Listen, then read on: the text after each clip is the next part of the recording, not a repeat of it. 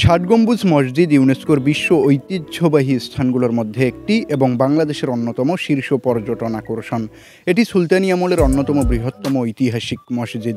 খান জাহান আলী বর্তমান বাগেরহাট শহর থেকে ৩ মাইল পশ্চিমে এই মসজিদটি প্রতিষ্ঠা করেছিলেন।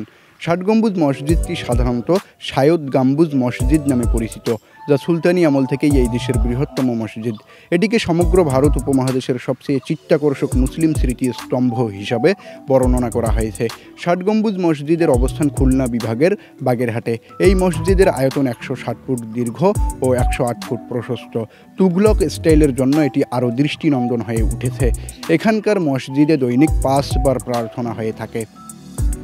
পঞ্চদশ শতাব্দীর মাঝামাঝি সময়ে বাগেরহাট জেলার উপকূলে সুন্দরবনের ম্যানগ্রোভ বনে খান জাহান আলী নামে এক সাধু একটি মুসলিম উপনিবেশ প্রতিষ্ঠা করেছিলেন।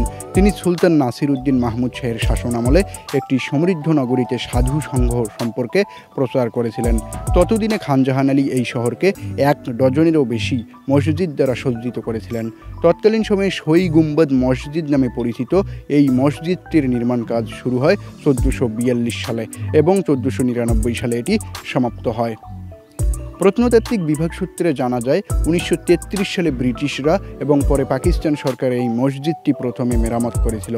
২০১৪ সালে দক্ষিণ এশীয় অবকাঠামো উন্নয়ন প্রকল্পের আওতায় এটি আবার মেরামত করা হয়েছিল এবং বাগেরহাটের প্রত্নতাত্ত্বিক বিভাগ নিয়মিত রক্ষণাবেক্ষণের কাজ চালিয়ে যাচ্ছে।